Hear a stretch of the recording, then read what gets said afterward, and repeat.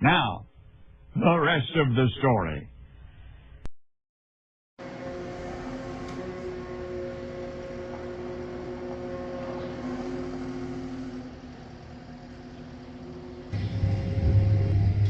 I know some of you guys are probably looking for more planting videos from me, but if I don't make this video now, it probably won't happen. So we started planting yesterday morning and we have yet to stop.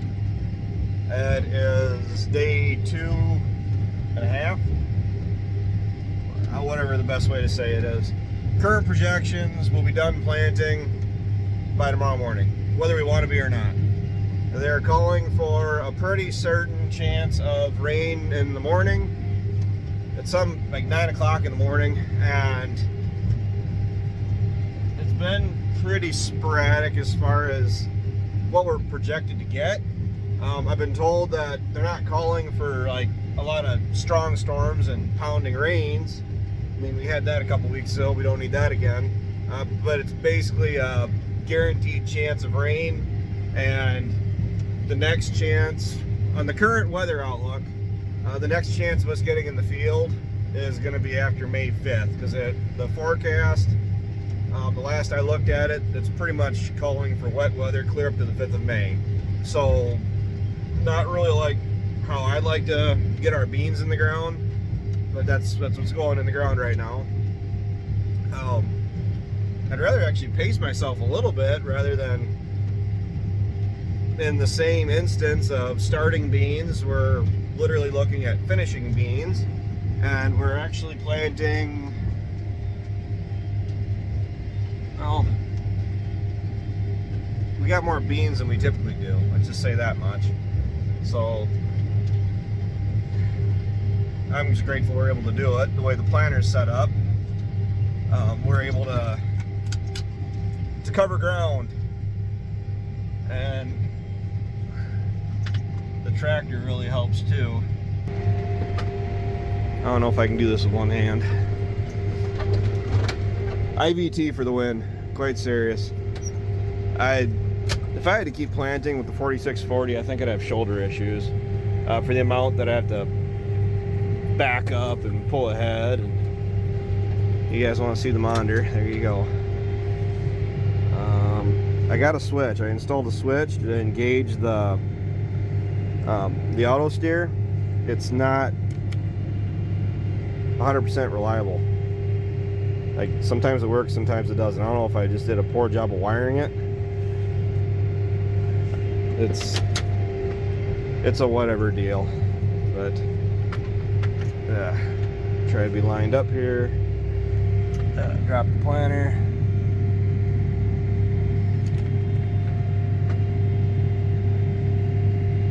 Kicked me out of auto steer. Nope. I'm putting the phone down.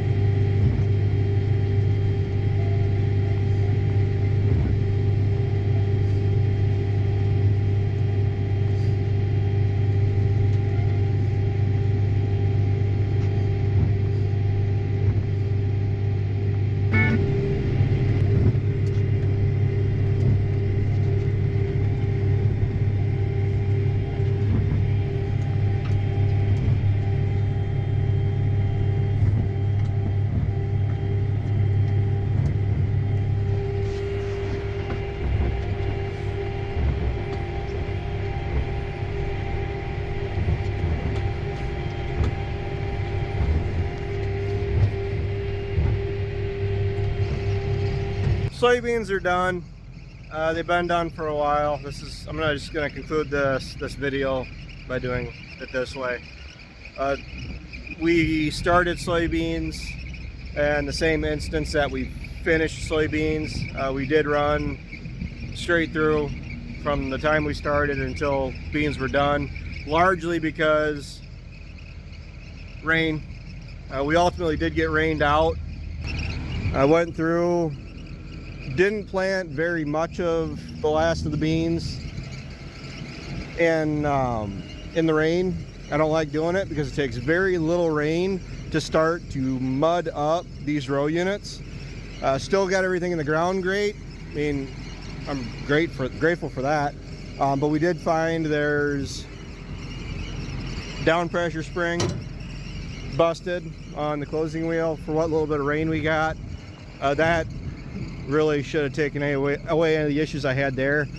We have the 360-degree closing wheels on every row, which does a really nice job of peeling off the sidewall and covering that seed with soil anyway.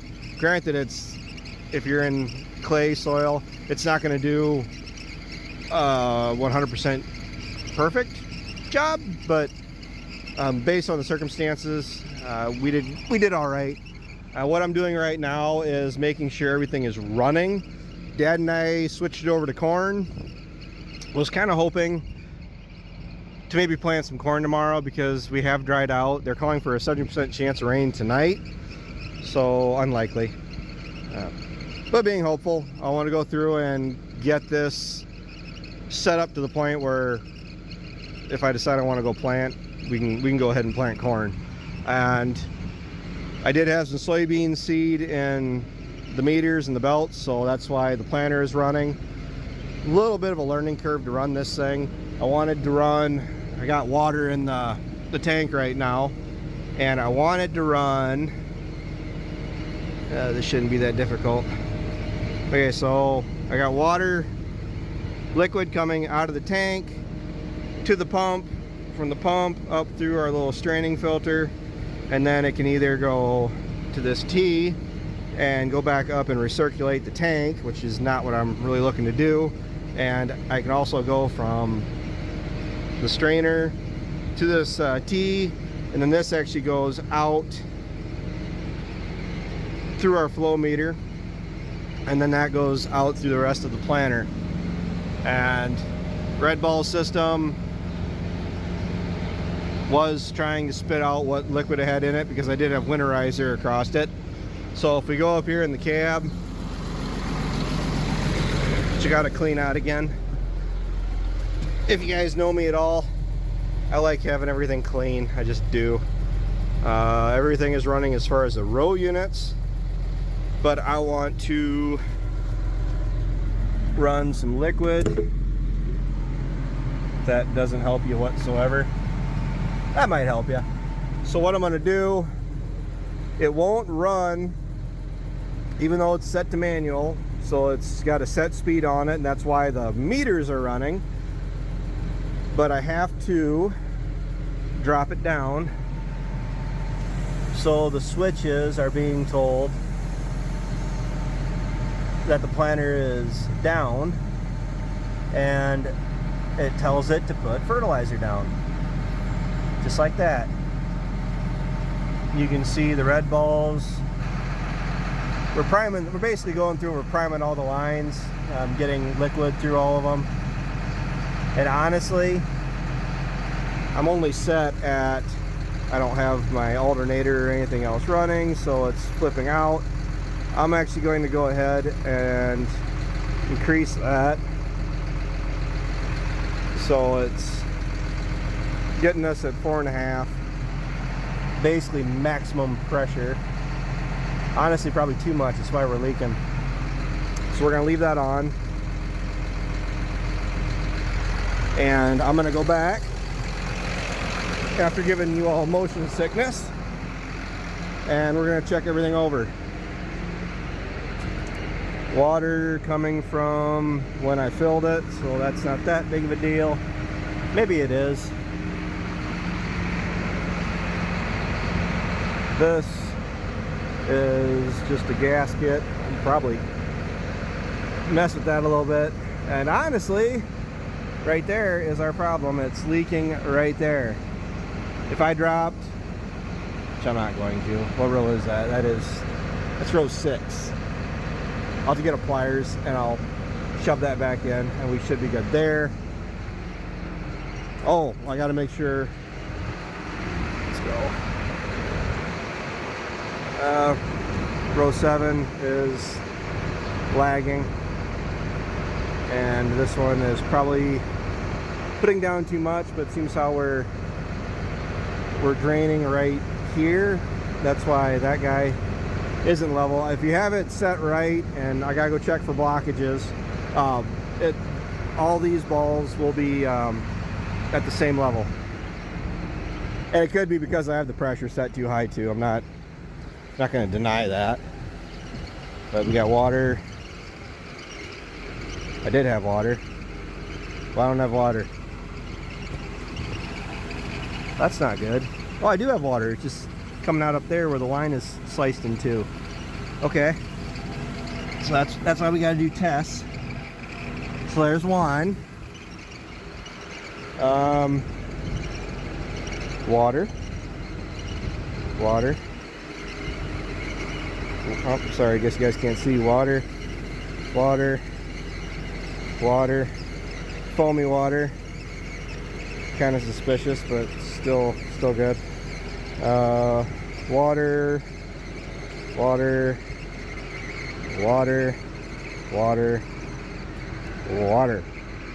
So I'm gonna go through and address the line that is busted, which is simple enough, doesn't take much to do, and then push this guy back in. I've had to deal with it in the past where they leak here, and if I go in and drop the pressure down,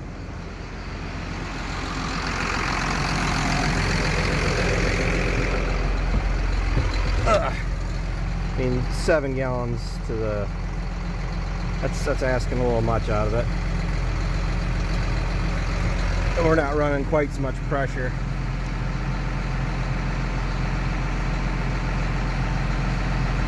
Well, they're not dancing as bad as they were. And it's taking a little bit to slow down.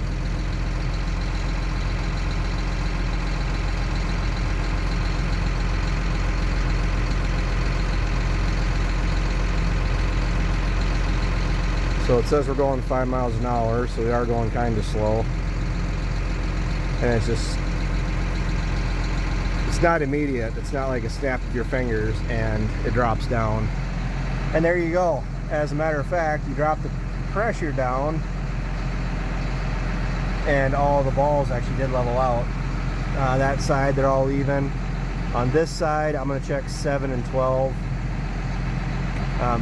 Actually, it's probably just the check valves, they're sticking. But yeah, I didn't do anything. Or you guys saw, I tried to talk about when I was planting beans. Couldn't do it. I couldn't keep my attention on what I was doing, because that video, this clip here in this video here that I was trying to talk, I was already, where was I? We ran for another 18 hours after that, and it took us, what did Ryan say, like 52 hours of running straight through. Not really how I want to do it at all. I mean, I would actually be able to enjoy planting. I mean, you only got to do it once, and you only got to do it right once. I'm not really trying to do much for replanting, and as of right now, I think we're sitting all right. I mean, we didn't get the pounding rains yet. Hopefully we don't. And today, that was supposed to be 75 and sunny. We only had that until about 1 o'clock, and then we clouded over. And what happens with hard pounding rain, and then it gets really hot and sunny, is it bakes the top of the soil, and that's when you get your crust, and that's what causes your emergence issues. More so for soybeans than it does for corn. Can you have crusting and emergence issues with corn? Absolutely. But I'd say we're sitting really good overall. I mean, corn, we can cover more ground versus the soybeans. Soybeans, we got to refill every 23, 25 acres. I can usually go about 40 acres with corn before I got to worry about that. So, thanks for watching. Thanks for supporting the channel. I'm trying to film when I can. So, make sure you like, comment, and subscribe. I'll talk to you guys later.